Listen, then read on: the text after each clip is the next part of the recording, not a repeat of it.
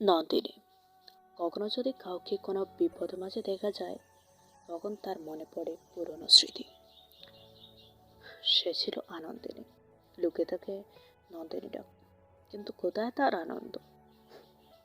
যে জীবনে সে ছোটবেলা কাটালো, সেই জীবন আজ কাটার মতো তাকে ঘিরে আছে। জীবনে যা করেছে তা জীবন করে দেয়।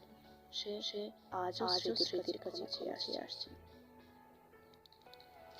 এক ব্যক্তি পিছলে পড়ে যাবে, অমন সময় সেই ব্যক্তির উপাদান এই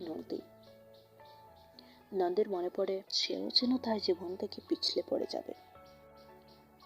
ধরার হাজার বই পড়েও সে কিভাবে মন উদাস করে শুধু একবার কেঁদে বুক বাসালে শান্তি দেশে মনকে পৌঁছবে, তা খুঁজেই পায় না।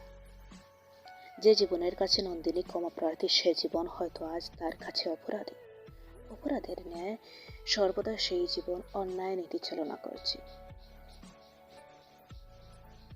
যারা পরকাতর তারা সাজা হবে আজীবন। যখন এই নন্দিনী ছিল ছোট, আত্মীয় স্বজন হারা, অকুল ধরিয়ায় বাসমান একজন, তখন কেউ নেই দাঁড়িয়ে ওর পাশে। তখন থেকে হয়তো জীবনটা ছিল নিতান্ত অপরাধে। যখন শুধু নিতে স্বার্থপর হয়ে বড় হতে লাগলো, তখন জীবনটাকে ধিক্কার জানালো। এটাই যেন মারাত্মক ভুল হতে চলেছে। নন্দিনী এখন একটু পাল্টেছে। কত স্মৃতি তাকে মনে করিয়ে দেয় নতুন জীবন, নতুন সমাজ সৃষ্টি করতে।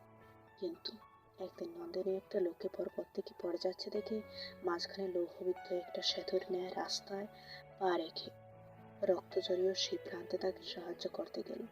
তবু এখানে কাউকে বাঁচানোর মতো বা নন্দীকে বাঁচানোর জন্য কেউই ছিল। নন্দিনী এবার বিচলিত হয়ে একেবারে গড়াতে একটি নদীতে এসে ডুবে গেল। ওর লাশ আজও দেখা যায় নাই।